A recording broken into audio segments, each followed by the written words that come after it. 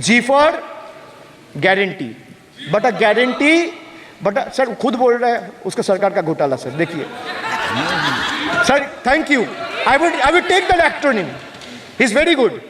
Sir, G for guarantee, G for घोटाला, need घोटाला and a guarantee with zero warranty. Sir, PM announced demonetization and guaranteed black money.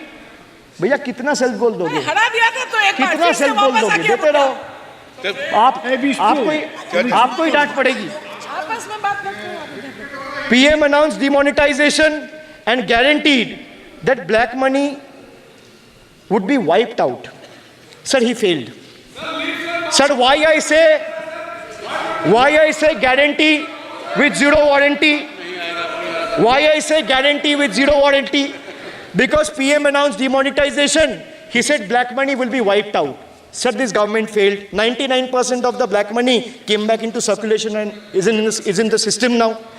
Sir, he guaranteed that terrorism would be curbed. Again failed. There has been 26 terror attacks in Jammu and Kashmir in the last 6 months. Sir, guaranteed to create 25 crore jobs in 2014. Failed. In 2023, the government admitted that in the last 10 years, only 1 crore jobs were created. Sir, guaranteed everyone will have a house.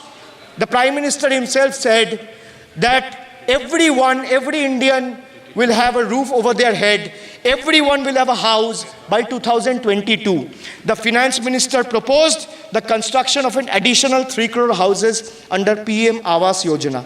Yet no mention has been made of 11,36,000 houses in Bengal that are still awaiting central funds, while the same money is being allocated to purchase aircraft worth 8,000 crore and construct palatial buildings as a part of Central Vista project worth 20,000 crores.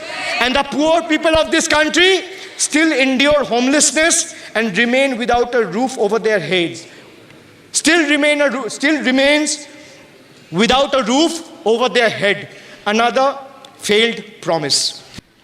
आज देश का दुर्भाग्य है, पहले तो classroom में भी कोई अगर चोरी करता था, किसी की कॉपी करता था, तो वो भी 10 दिन तक अपना मुंह किसी को दिखाता नहीं था। आज जो भ्रष्टाचार के आरोप जिन पे सिद्ध हो चुके हैं, जो जेलों में समय निकाल करके पैरोल पर आए, आज वॉशिंग मशीन से भी बड़ा कंधे पे लेकर के महिमा मंडन कर रहे हैं ऐसे चोरों का सार्वजनिक जीवन में। कहां ले जाना चाहते हो देश को तुम? जो सजा हो चुकी है, मैं ये तो समझता हूं कि आरोप जो है उनके लिए तो आप सोच सकते हैं, लेकिन जो गुनाह सिद्ध हो चुका है, जो सजा काट चुके हैं, जो सजा काट रहे हैं, ऐसे लोगों का महिमा मंडन करते हो आप? कौन सा कल्चर और देश की भावी पीढ़ी को क्या प्रेरणा देना चाहते हो आप? कौन से रास्ते और ऐसी कौन सी आपकी मजबूरी है?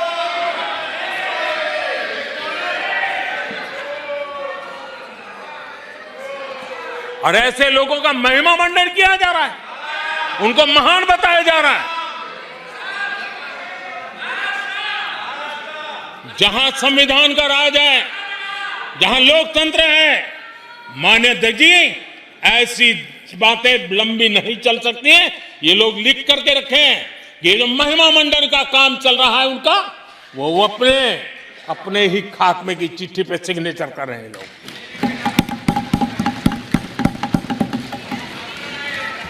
आदरणीय अध्यक्ष जी, जांच करना ये एजेंसियों का काम है। एजेंसियां स्वतंत्र होती हैं और संविधान ने उनको स्वतंत्र रखा हुआ है, और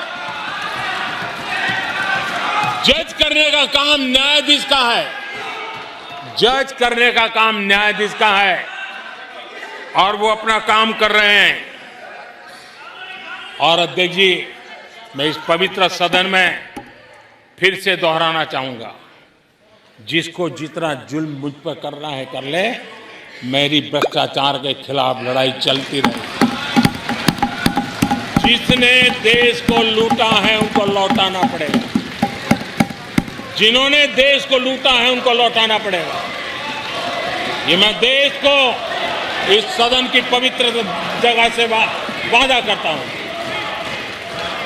जिसको जो आरोप लगाना है लगा लें, लेकिन देश को लूटने नहीं दिया जाएगा और जो लूटा है वो लौटाना पड़ेगा। आदरणीय अध्यक्ष जी, देश सुरक्षा और शांति का एहसास कर रहा है। पिछले 10 वर्ष की तुलना में सुरक्षा के क्षेत्र में देश आज वाकई सशक्त हुआ है।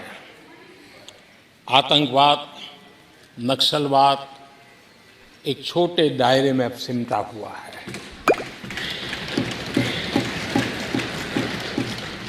लेकिन भारत की जो टेररिज्म के प्रति जीरो टॉलरेंस नीति है, आज पूरे विश्व को भी भारत की इस नीति की तरफ चलने के लिए मजबूर होना पड़ा। भारत की सेनाएं सीमाओं से लेकर के समंदर तक अपने सामर्थ्य को लेकर के आज भी ठाक है। हमें हमारी सेना के पराक्रम पर गर्व होना चाहिए। हम कितना ही उनके मोरल तोड़ने की कोशिश करें, मुझे मेरी सेना पर भरोसा है। मैंने उनके सामर्थ्य को देखा है।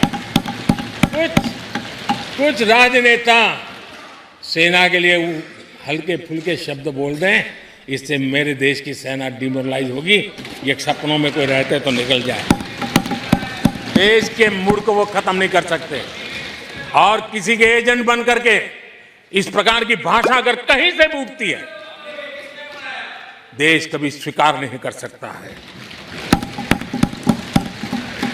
और जो खुलेआम देश में अलग देश बनाने की वकालत करते हैं,